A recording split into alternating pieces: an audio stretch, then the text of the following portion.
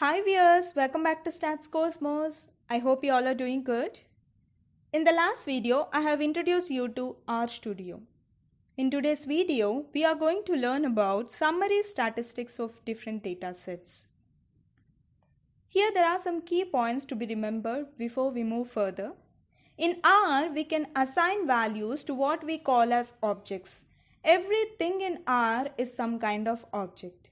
Objects can have different modes like numeric, character, list, function, etc. with different structures, scalar, vector, matrix, and different classes, data frame, linear models, etc.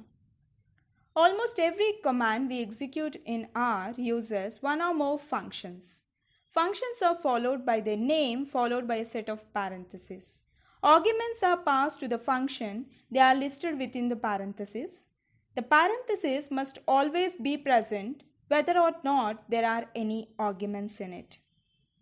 Here are few possibilities of arguments in R such as functions with single argument, multiple arguments with default values. Using dots operator, passing functions as arguments is possible. All this we'll discuss in the coming videos.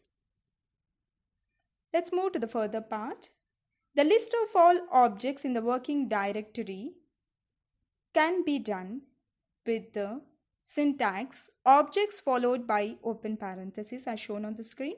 If we want the list of objects in another directory, we can specify the search path objects followed by open parentheses where is equal to, you can specify a number over there. And we can use the assignment operator to create objects, and the assignment operator here is the less than symbol followed by a hyphen. Here I can use my previously defined OR objects in various arithmetic functions. When you define an OR object, there are a couple of things to avoid.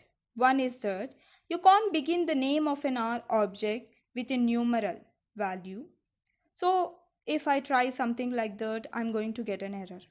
I also can't have a space in object name. R is case sensitive. Escape key serves as abort button. We can recall previous commands with the up arrow and down arrow keys. Once you have located the command you want, you can hit enter to execute the command as is, or you can edit the line first and then you can execute it. This can save time, especially with complicated commands. To open a graphics window with the function win.graph with open parentheses is used. Here are some basic operators which we work on in R, like arithmetic operators, relational operator, logical operators, assignment operators, matrix multiplication operator, and special operators are available here. Here are some exercises for you. I hope you all will do this. So when we want to add two numbers in R,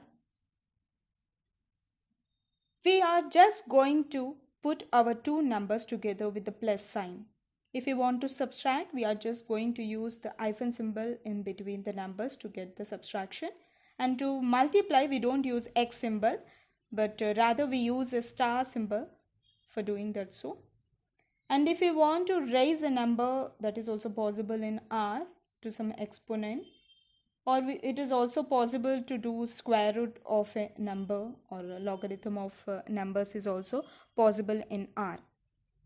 And here are some basic examples for doing that. So I hope you all will try this, and here I got the outcomes of every operation. So you all can go through this once. And here are some mathematical functions given.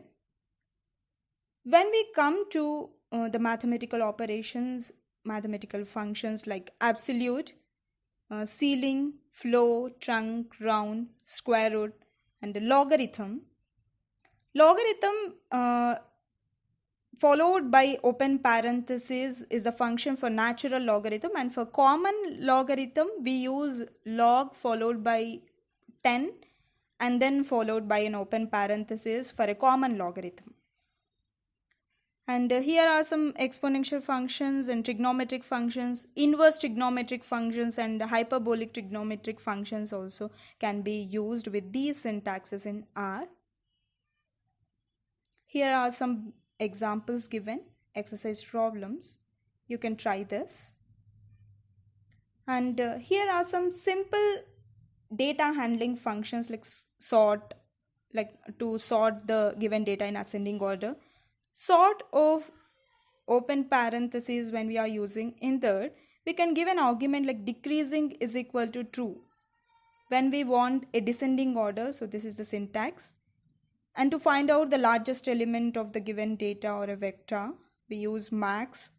In the similar way, to find out the smallest element, we use min function. And the length to find out the number of elements in X. And the sum to find the total of elements in X. And to find the product of elements, we use PROD followed by parentheses in the number. And the dimension of an object can be found by using the syntax DIM with the parentheses. In that we can specify a particular object. And which dot max to know the maximum of a vector, index of a maximum of a vector. And similarly, from index of the minimum of a vector, we use which dot min. And when we want to convert the given object into a list, we use as dot list with the open parenthesis. In that you can specify an object. So these are the basic data handling functions. So in programming, the variables are assigned with our objects and need to store various information in, and the data type of the R object becomes the data type of the variable. Frequently used data types in R programming are vectors, lists, data frames, arrays, matrices, etc. We'll try to learn about these data types in the next coming video. I hope today's video is helpful for you.